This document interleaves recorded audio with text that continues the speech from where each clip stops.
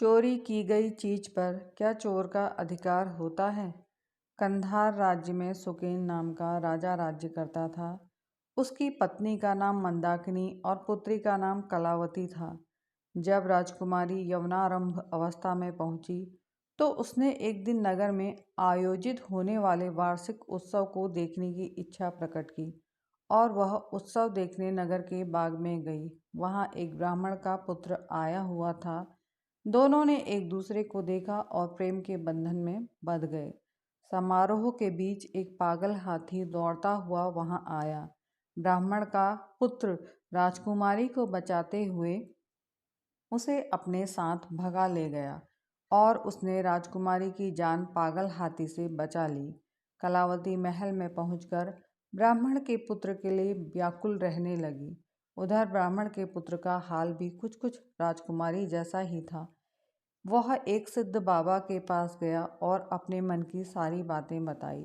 उसने एक योग मंत्र द्वारा ब्राह्मण का रूप बना लिया और एक योग मंत्र द्वारा ब्राह्मण के पुत्र को सुंदर सी नवयुवती बना दिया और राजा के पास जाकर कहा, महाराज, मेरा एक ही पुत्र है। उसके लिए मैं इस युवती को लाया था, पर मेरा पुत्र न जाने कहाँ चला गया है। आप इस युवती को अपनी शरण में रख लें। मैं पुत्र को ढूंढने जाता हूँ और पुत्र के मिल जाने पर इस युवती को अपने संग ले जाऊंगा। सिद्ध बाबा चला गया और लड़की के वेश में ब्राह्मण का पुत्र राजकुमारी के पास रहने लगा। धीरे धीरे दोनों का प्रेम परवान चढ़ने लगा। एक दिन राजकुमारी ने अपने मन का हाल कह सुनाया। मेरा हृदय बड़ा दुखी रहता है। एक ब्राह्मण के पुत्र ने पागल हाथी से मेरे प्राण बचाए थे। तब से मेरा मन उसी की यादों में डूबा रहता है। इतना सुनकर उसने योग मंत्र से अपने को ब्राह्मण के पुत्र में बदल दिया। राजकुमारी उसे देखकर बहुत प्रसन्न हुई।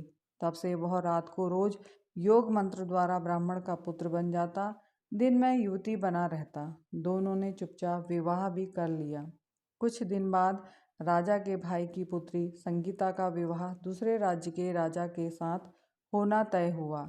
राजकुमारी अपने कन्या रूपधारी ब्राह्मण पुत्र के साथ विवाह समारोह में गई। संयोग से राजा का पुत्र उस बनावटी नवयुवती पर मुग्ध हो गया।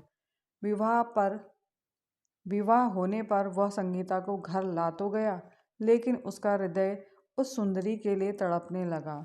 उसकी यह दशा देखकर राजा बहुत हैरान हुआ। उसने राजा को समाचार पत्र भेजा। राजा आया।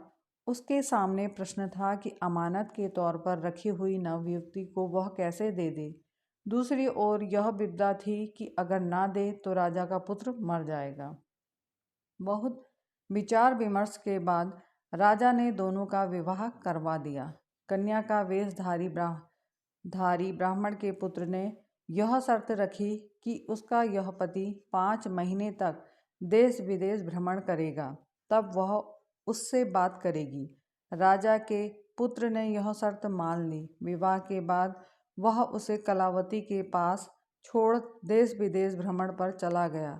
उसके जाने पर दोनों आनंद से रहने लगे। ब्राह्मण का पुत्र रात में आदमी बन जाता और दिन में स्त्री बना रहता।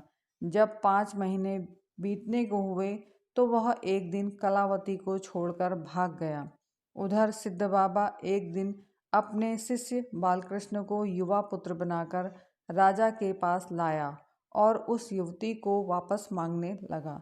श्राप के डर से राजा ने कहा, वह युवती तो जाने कहाँ भाग गई। आप मेरी पुत्री से इसका विवाह करवा दीजिए। सिद्ध बाबा राजी हो गया और राजकुमारी का विवाह अपने शिष्य बालकृष्ण के साथ करवा दिया। घर आने पर ब्राह्मण पुत्र ने कहा, यह राजकुमारी मेरी पत्नी है। मैंने इससे गंधर्व विवाह किया है। बालकृष्ण ने कहा, यह मेरी धर्मपत्नी है, क्योंकि मैंने सबके सामने इससे विधि पूर्वक विवाह किया है। बेताल ने पूछा, कलावती दोनों में से किसकी पत्नी है? राजा ने कहा, मेरी राय में वह बालकृष्ण की पत्नी है, क्योंकि बालकृष्ण ने सबके सामने विधि पूर्वक विवाह किया था। ब्राह्मण के पुत्र ने तो चोरी से विवाह किया था। चोरी की चीज पर चोर का अधिकार नहीं होता। इतना सुनते ही बेताल गायब हो गया और राजा को जाकर उसे फिर से पकड़ना पड़ा। रास्ते में बेताल ने फिर से एक नई कहानी सुनाई। कहानी देखने व सुनने के लिए आप सभी का बहुत बहुत धन्यवाद। अगर आपको मेरे द्वारा सुनाई गई कहानी पसंद आती है तो प्लीज़ मेरे चैनल को सब्सक्राइब कीजिए, लाइक कीजिए, शेयर कीजिए, कमेंट कीजिए। धन्यवाद।